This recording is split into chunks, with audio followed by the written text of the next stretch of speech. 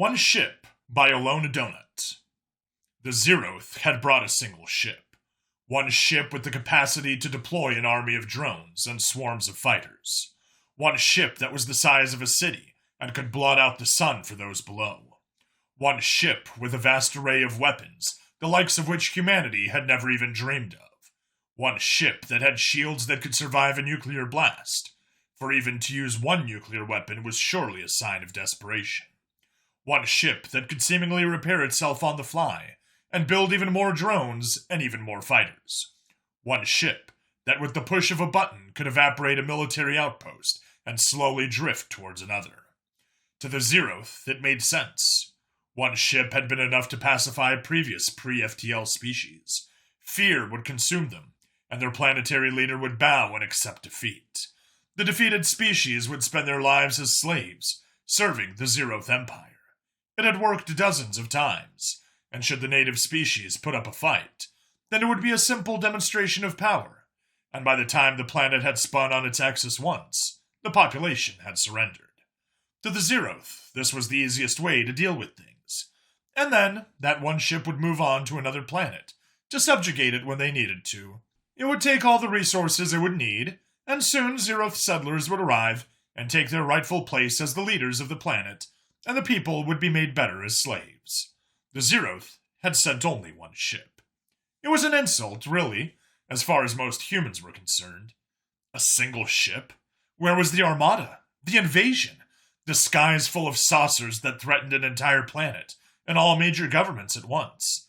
And when it arrived over Chongqing and ultimately murdered 32 million people in a single moment, it had shown it was willing to use violence. So, for a brief moment, the nations of the world stopped and agreed that maybe oil rights and international disagreements over types of rule were not worth continuing, at least until we sorted out this whole affair with a single ship.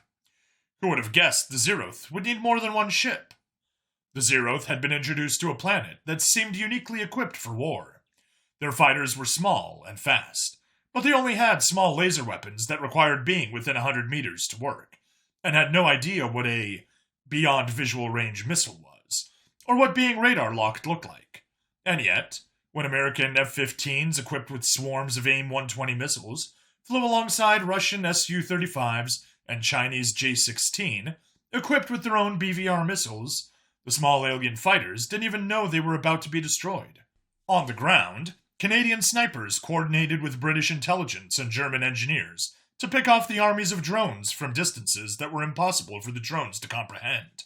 They were stronger in every way to the flesh of the humans, but died the same to a .50 caliber hole in their center of mass.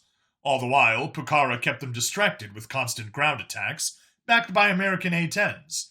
And then, there was the matter of the shields. For a single nuclear weapon was no problem, but a dozen Indian Agni-P missiles slammed into it, supported by B-2 Spirits and Tu-160s in their payloads, bringing hellfire that overwhelmed the alien craft.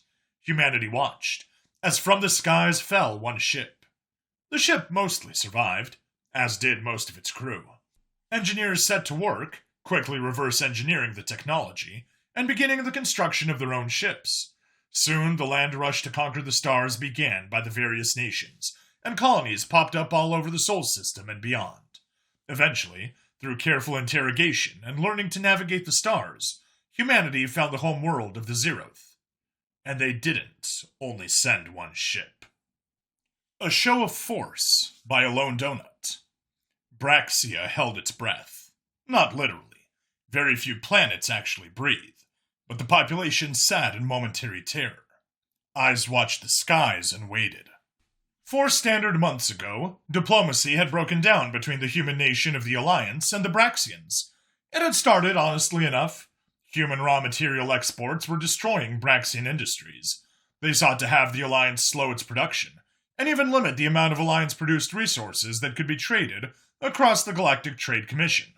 The rest of the human bloc had opposed this.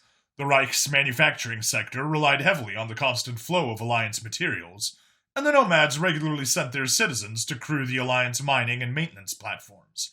Slowing that industry would have negative impacts across all 3 exporting human nations. Even the Gaians, known for their peaceful and non-interference in galactic affairs, had joined their kin in protest. Of course, the The Commission refused to get involved at first. A lot of other members relied on human exports. Alliance drone ships moved a lot of goods across known space. But the Braxians rattled their cage and threatened to begin blockading routes through their space in protest. These sections of known space were heavily used for trade, increasing pressure. Threats of sanctions bounced around, and formally the Alliance discontinued relations with the Braxians outside of the GTC.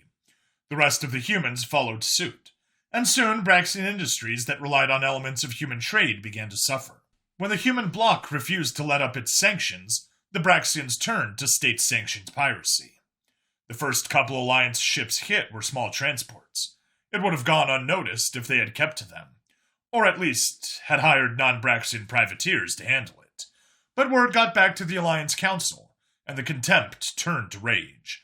Escorts started traveling with state-aligned transport companies. The Alliance Navy moved in tandem with the various trade routes, until this too drew the ire of other nations.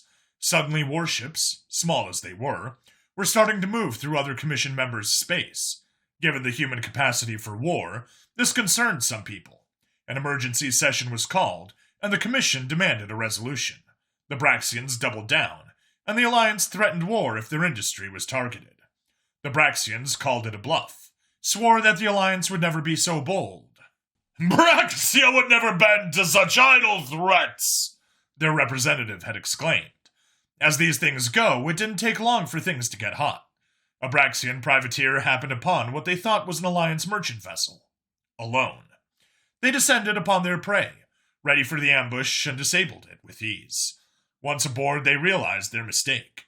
As the beacon transmitted across space the distress, and the crew sat on the floor of the cargo hold, the privateers realized their mistake. This wasn't a merchant. It was a medical transport. The powder keg that the Braxians had been building had been lit, and fury flowed forth. Alliance warships arrived in Braxian space, hitting outposts on their borders. The attacks were precise enough. Every outpost hit was never destroyed, but its industry ruined. Mining stations and gas extractors were left intact, but their capacity for industry was ruined. The Braxians prepared for a conflict, rallying troops and preparing to move to defend the Rim. But then the Alliance Navy arrived at Braxia. The home fleet was swept aside, and battle cruisers took positions over capital cities. The general of the fleet broadcast a message in front of the landing craft aboard his flagship, a warning that his people were set to land in the cities of Braxia and burn their infrastructure. It would take a day, if not more, for the Braxian main fleet to return from the outer edges of their space, by which time the human ships would have bombarded the planet from orbit. The threat was real, and it was there. And so, Braxia held its breath. Not literally. Very few planets actually breathe, but the population sat in momentary terror. Eyes watched the skies and waited. The outline of Alliance cruisers in low orbit, and the atmosphere crawled with Alliance transport. Loved ones hugged and bunkers became crowded, and just as soon as they arrived, they packed up and departed. Within a day, the skies were once more clear. The people would learn that the Braxian government had offered reparations, and to withdraw their claim to sanctioning Alliance resource trades. In return, the Alliance had agreed to not occupy their home planet, and to also help them establish newer mining technology to compete more actively. All it took was a small show of force.